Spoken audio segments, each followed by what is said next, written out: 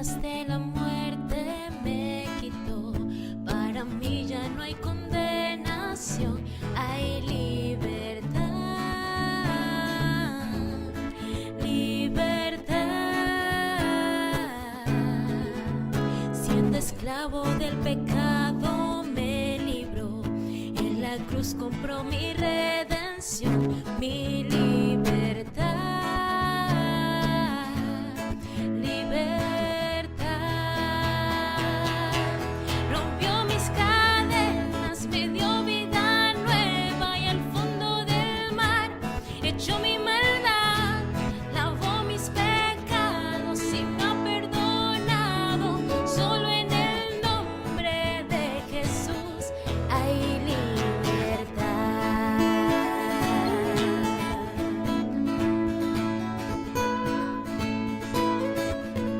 Yo proclamo al que en la cruz por mí murió y cambió mi duro corazón por libertad,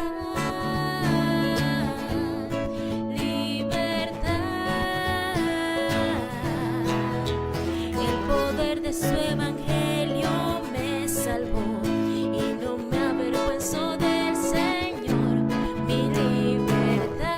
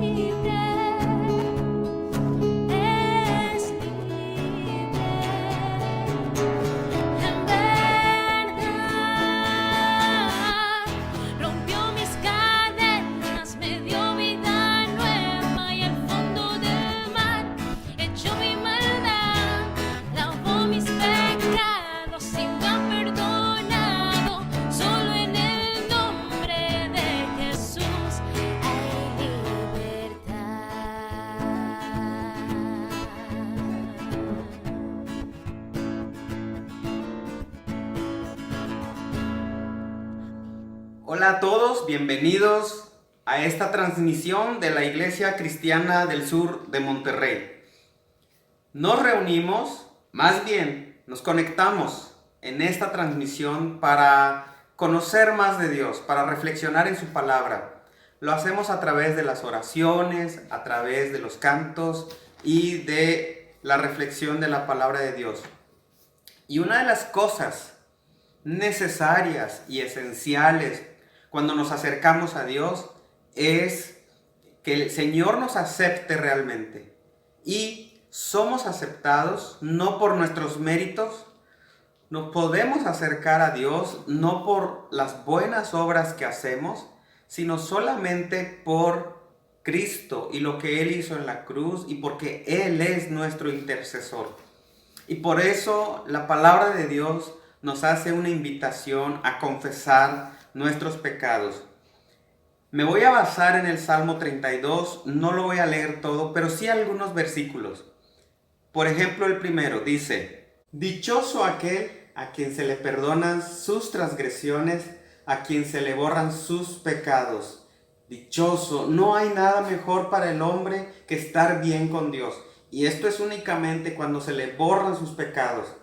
Eso es lo que Cristo hizo en la cruz y los hijos de Dios, los creyentes en Jesucristo, tenemos seguridad de eso.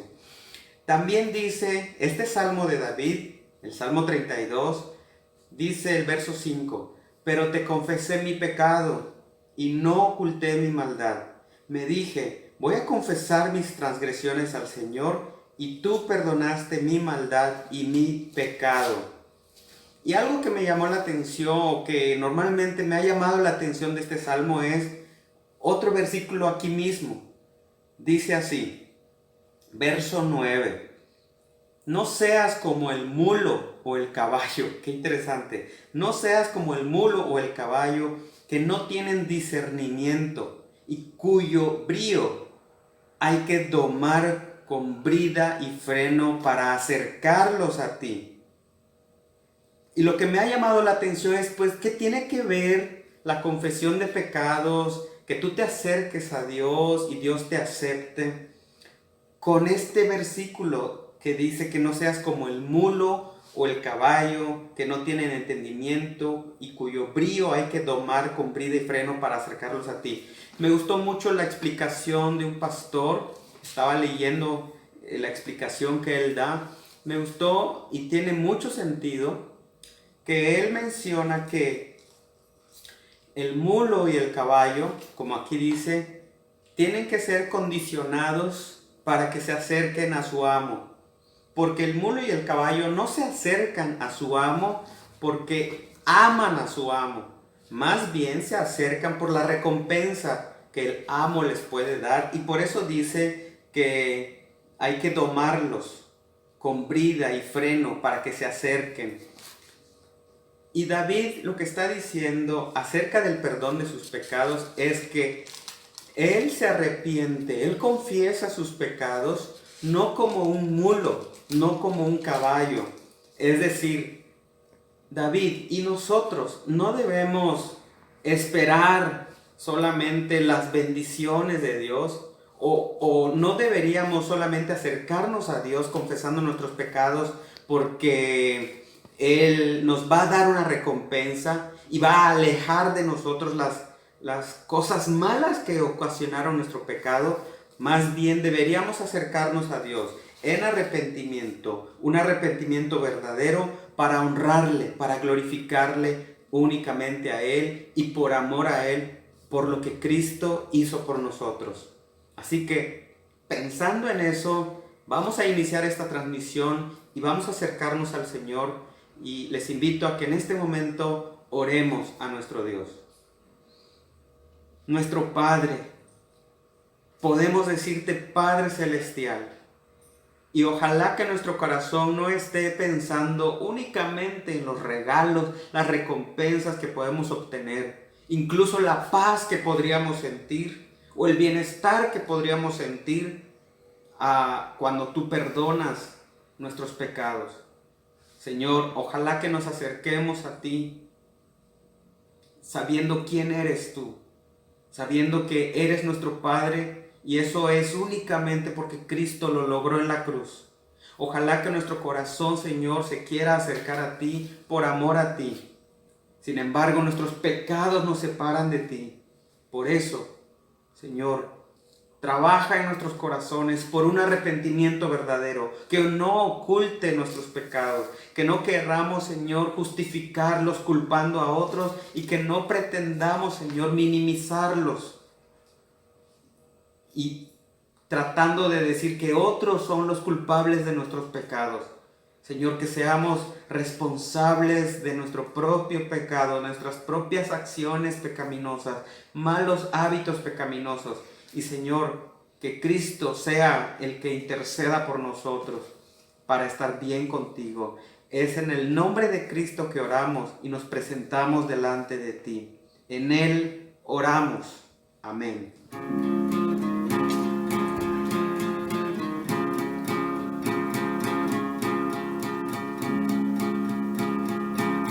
Quien rompe el poder del pecado, su amor es fuerte y poderoso, el Rey de gloria, el Rey de majestad. Conmueve el mundo con su estruendo y nos asombra con maravillas, el Rey de gloria, el Rey de majestad. Gracia sublime es, perfecto es tu amor.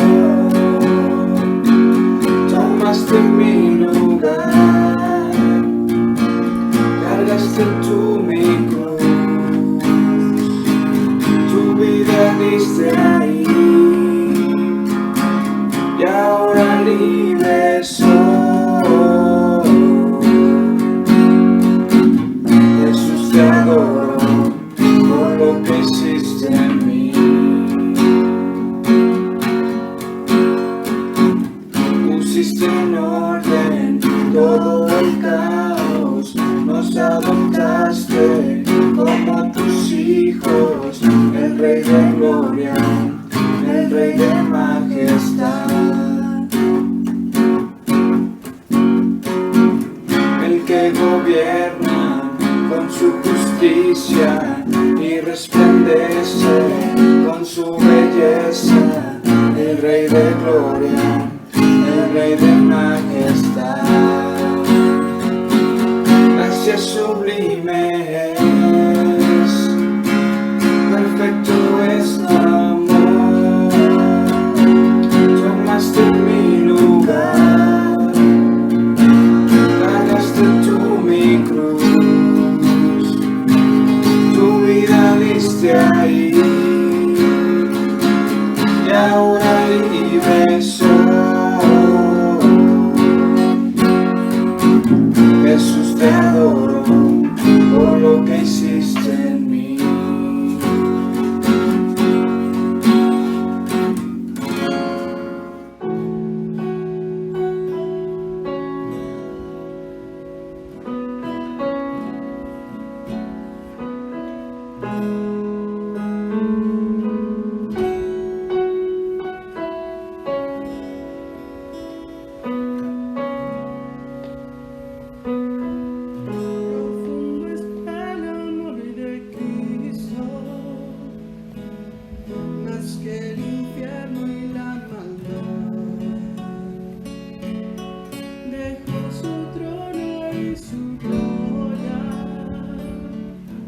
Para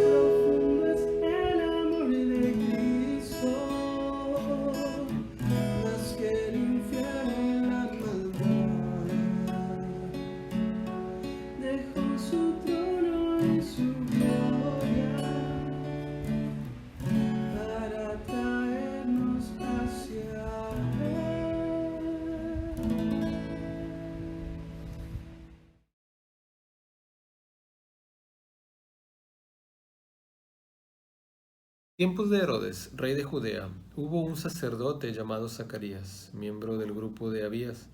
Su esposa Elizabeth también era descendiente de Aarón. Ambos eran rectos e intachables delante de Dios. Obedecían todos los mandamientos y preceptos del Señor, pero no tenían hijos, porque Elizabeth era estéril y los dos eran de edad avanzada. Un día en que Zacarías, por haber llegado el turno de su grupo, oficiaba como sacerdote delante de Dios, le tocó en suerte, según la costumbre del sacerdocio, entrar en el santuario del Señor para quemar incienso. Cuando llegó la hora de ofrecer el incienso, la multitud reunida afuera estaba orando. En esto, un ángel del Señor se le apareció a Zacarías a la derecha del altar del incienso. Al verlo, Zacarías se asustó y el temor se apoderó de él. El ángel le dijo: No tengas miedo, Zacarías, pues ha sido escuchada tu oración. Tu esposa Elizabeth te dará un hijo y le pondrás por nombre Juan.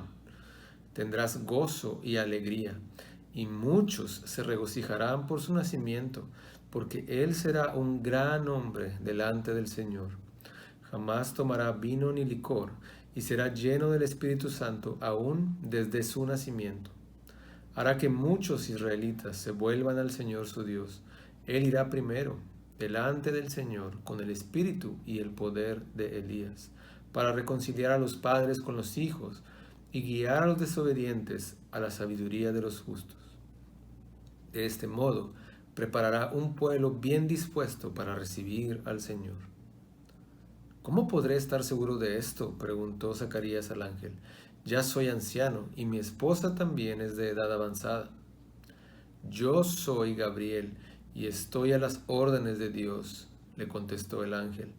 He sido enviado para hablar contigo y darte estas buenas noticias. Pero como no creíste en mis palabras, las cuales se cumplirán a su debido tiempo, te vas a quedar mudo. No podrás hablar hasta el día en que todo esto suceda. Mientras tanto, el pueblo estaba esperando a Zacarías y les extrañaba que se demorara tanto en el santuario. Cuando por fin salió, no podía hablarles, así que se dieron cuenta de que allí había tenido una visión. Se podía comunicar solo por señas, pues seguía mudo.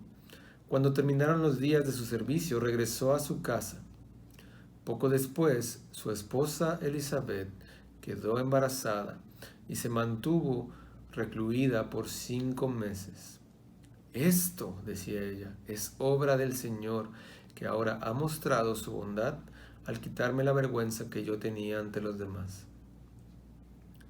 A los 6 meses, Dios envió al ángel Gabriel a Nazaret, pueblo de Galilea, a visitar a una joven virgen comprometida para casarse con un hombre que se llamaba José, descendiente de David.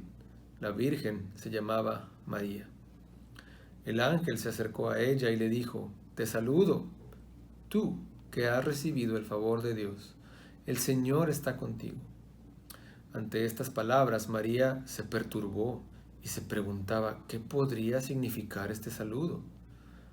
No tengas miedo, María, Dios te ha concedido su favor, le dijo el ángel. Quedarás embarazada y darás a luz un hijo, y le pondrás por nombre Jesús. Él será un gran hombre, y lo llamarán Hijo del Altísimo. Dios el Señor le dará el trono de su padre David, y reinará sobre el pueblo de Jacob para siempre. Su reinado no tendrá fin. ¿Cómo podrá suceder esto?, le preguntó María al ángel, puesto que soy virgen. El Espíritu Santo vendrá sobre ti, y el poder del Altísimo te cubrirá con su sombra. Así que al santo niño que va a nacer lo llamarán Hijo de Dios. También tu parienta Elizabeth va a tener un hijo en su vejez.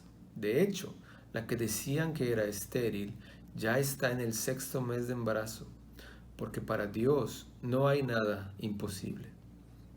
Aquí tienes a la sierva del Señor, contestó María, que Él haga conmigo como me has dicho. Con esto, el ángel la dejó. Esto que acabamos de leer generalmente lo guardamos para tiempos cercanos a Navidad. Y no se preocupen, no es como que Ya el calendario no nos importa en medio de esta pandemia. Eh, Simplemente quisiera que pudiéramos profundizar un poco acerca de los detalles en estos anuncios. Vamos a orar. Señor, muchas veces leemos historias, leemos pasajes de tu palabra y los encasillamos, Señor, los guardamos para temporadas específicas, temas específicos. Pero tu palabra está viva. Y Padre, tú nos pides que meditemos en ella una y otra vez todo el tiempo. Permite, Señor, que sea tu palabra, no mis palabras, que tu palabra sea la que nos atraviese el corazón. Te lo pedimos en el nombre de Cristo Jesús. Amén. ¿Qué acabamos de leer? Acabamos de leer los anuncios de los nacimientos de Juan el Bautista y el nacimiento de Jesús. Ningún otro evangelio registra estos anuncios. Y Lucas decide narrarlos de manera continua o seguidos, uno después del otro. Entonces, quisiera que veamos qué elementos tienen en común estos anuncios. Lo primero que podemos observar es que hay un ángel involucrado en los dos anuncios. Gabriel es como se llama el ángel. Él realiza los dos anuncios y el verbo utilizado en ambos lo menciona como alguien enviado. Lucas 1:19 dice, he sido enviado por Dios. Y Lucas 1:26 dice, Dios envió al ángel Gabriel. ¿Qué tiene esto de interesante? Bueno, estaba buscando en internet, en la Real Academia Española, en la RAE, el significado de misión. Y en su primer definición dice que es la acción de enviar. Entonces, podemos ver a Dios enviando, en este caso a un ángel, un Dios que está en misión o un Dios misionero. Y si nos ponemos a leer en la Biblia, vamos a ver que esta acción de enviar está presente en muchas historias, está presente en muchos versos. Un ejemplo rápido lo vimos la semana pasada, cuando Obed predicaba sobre Isaías y decía, Dios le decía a Isaías, ¿a quién enviaré? Incluso podemos irnos con Jesús mismo, quien es referido a veces como el enviado. Y él mismo menciona muchas veces que Dios lo ha enviado a este mundo. De vuelta al pasaje, Dios toma la acción de enviar a Gabriel, a Zacarías y a Elizabeth. Primeramente, ¿qué detalles nos menciona Lucas sobre ellos? Bueno, dice que eran justos, rectos, intachables, que guardaban la ley. De Zacarías en específico dice que era sacerdote. Y otro detalle importante es que Lucas menciona que Zacarías no le creyó a Gabriel. Y bueno, esto parece algo contradictorio si nos ponemos a pensar que alguien como Zacarías, sacerdote, que observa la ley, que sabe cuál es su ascendencia, venía de la familia de Aarón y más arriba venía del pueblo de Israel, y el abuelo de Israel, conocido como el padre de la fe, es Abraham. Y yo creo que toda persona del pueblo de Israel conocía la historia de Abraham, que en su vejez Dios le dijo que iba a tener un hijo junto con Sara, que es como viene el origen, a final de cuentas, del pueblo de Israel. Pero cuando el ángel Gabriel le hace la misma predicción, Zacarías no le cree. ¿Cuántas veces batallamos como Zacarías y tampoco le creemos al Señor? Tenemos la Biblia, conocemos lo que Dios ha hecho, pero nos quedamos ahí con dudas o buscando excusas. Y bueno, esto lo corrobora Gabriel mismo diciendo, por cuanto no creíste. Y Zacarías pierde el habla, se queda mudo, porque no creyó. Vamos al otro anuncio con María. Y es interesante que lo único que se menciona de María previo al anuncio es que era una mujer joven virgen, o sea que no se había casado, aunque ya estaba comprometida. María también pregunta en un tono de duda, ¿cómo será posible esto? Y bueno, la verdad es que en ninguna otra parte en la Biblia se menciona a una virgen teniendo a un hijo. Vamos a decir que es una duda muy razonable, la de María.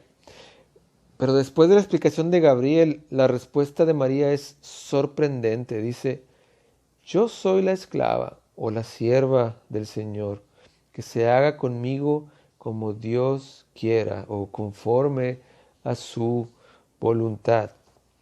Entonces tenemos por un lado a un hombre anciano, seguidor de la ley, sacerdote, que no cree a los dichos de Dios por parte de un ángel.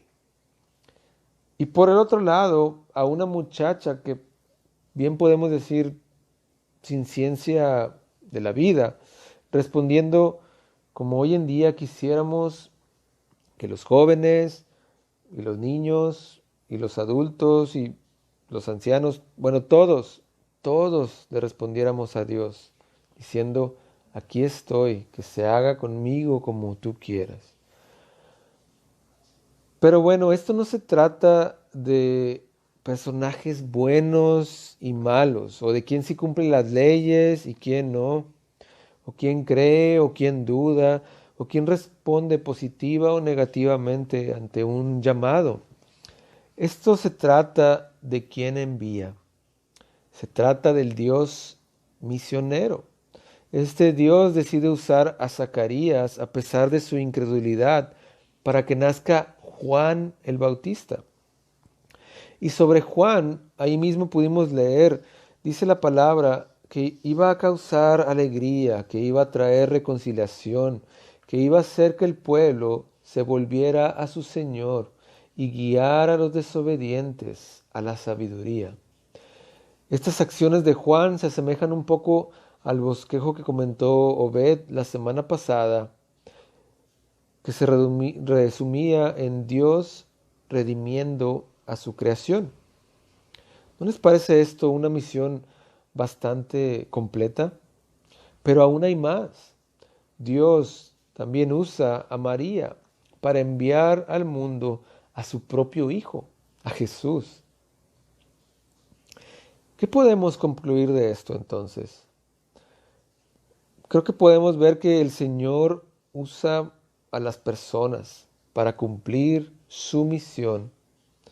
A lo largo de la historia, Dios ha escogido seres humanos con sus virtudes y defectos para cumplir con su misión.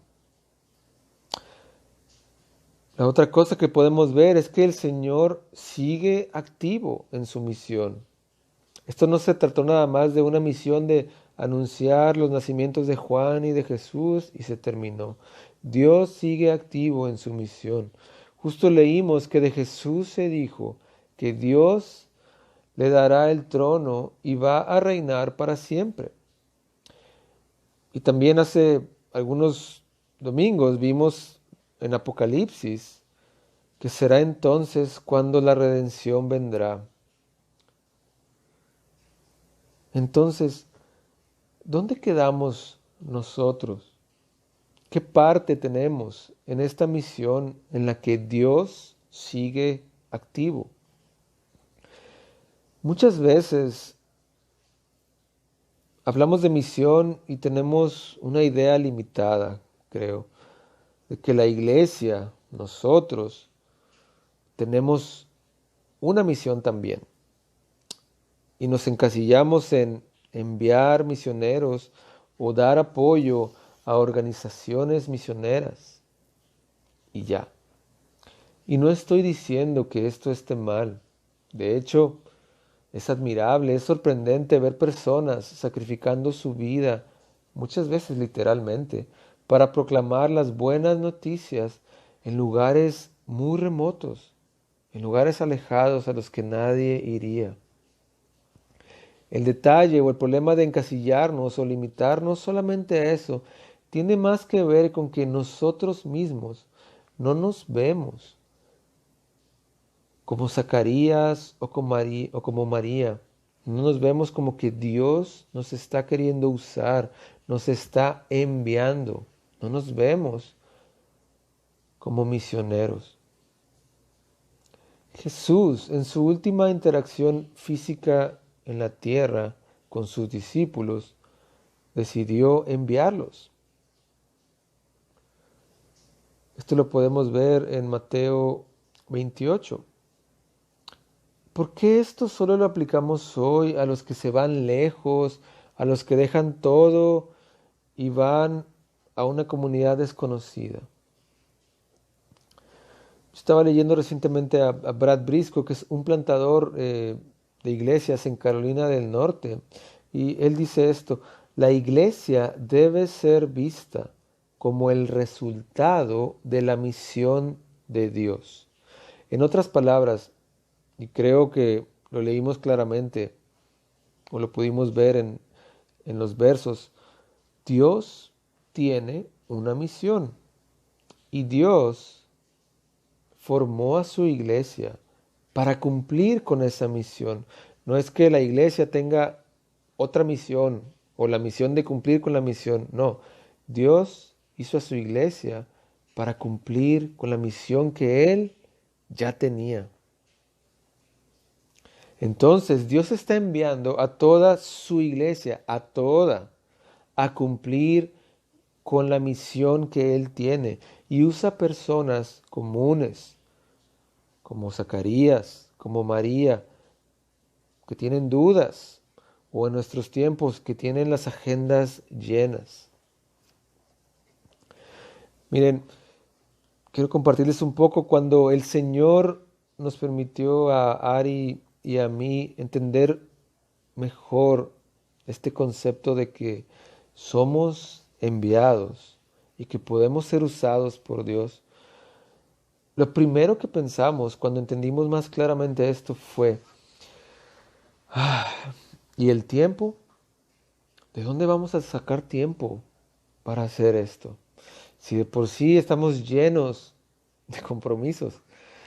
Y bueno, no quiero decir que invocamos a una pandemia que afectara a todo el planeta, pero dado que esto es reciente, estamos viendo cómo el Dios que nos envió ha hecho posible hasta ahora que tengamos tiempo,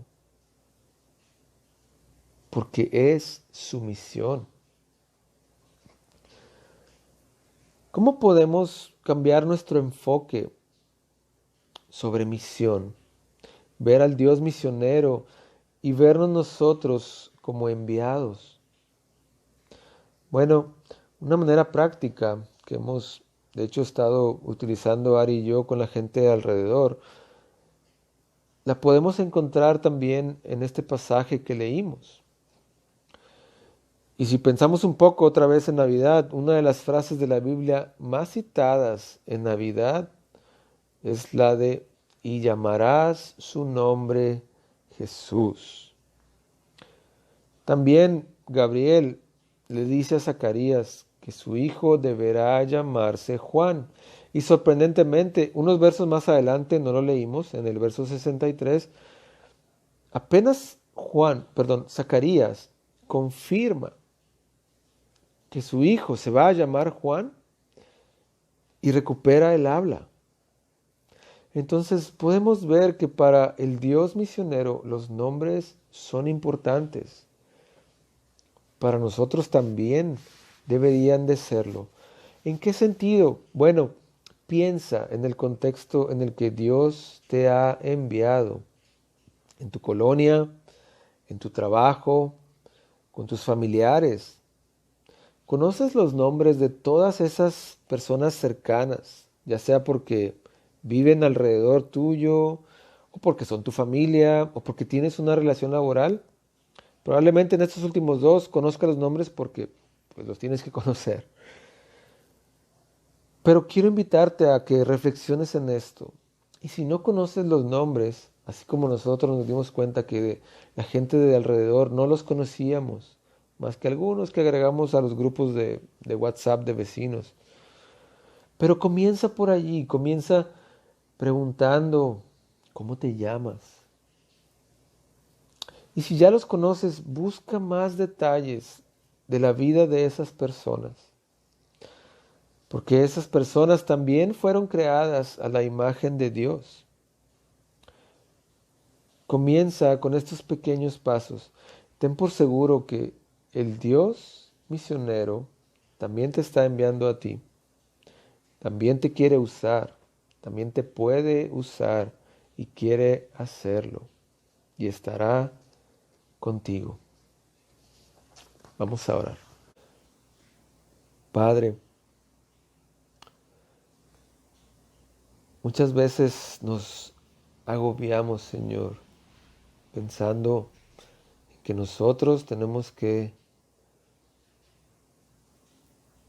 hacer una misión. Y pensamos en diferentes maneras de hacer diferentes cosas en la iglesia. Pero tú ya tienes una misión. Tú estás buscando redimir a tu creación. Y Señor, tú estás usando a tu iglesia para cumplir con esa misión. Padre, pensamos en esto y esto nos debe de refrescar, nos debe de tranquilizar, saber que tú estás en control y que esta es tu misión. Y como decía el ángel Gabriel, porque nada es imposible para ti y la vas a cumplir. Pero Padre, ayúdanos a ver también que tú nos quieres usar. Ayúdanos a estar atentos a las oportunidades que tu Espíritu Santo nos muestre con la gente con la que tú nos has puesto, en donde tú nos has enviado, Señor. Que podamos interesarnos por las personas alrededor de donde vivimos, a las personas de nuestra familia, a las personas alrededor de nuestro trabajo, Señor. Ayúdanos a descansar, sí, en ti, pero también ayúdanos a estar alertas, a estar atentos. Descansamos, Señor, en la obra de Jesús, quien también fue enviado por ti. Y en que tu Espíritu Santo, que fue enviado por Jesús y por ti, a nosotros, nos va a guiar. En Cristo Jesús, oramos. Amén.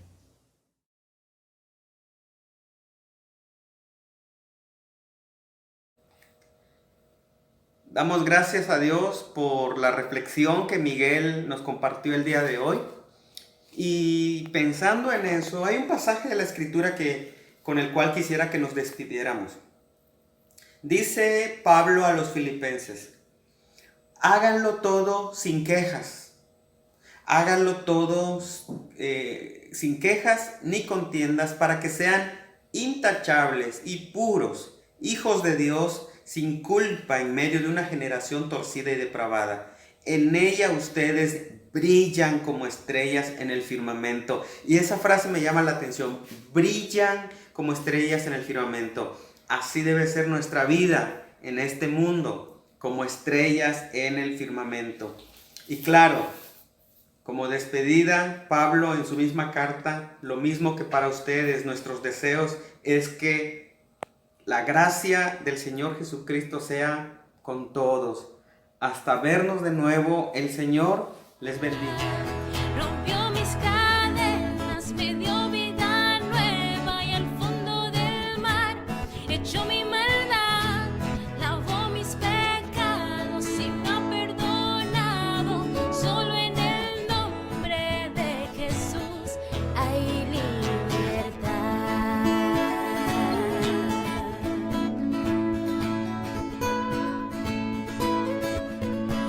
Yo proclamo al que en la cruz por mí murió y cambió mi duro corazón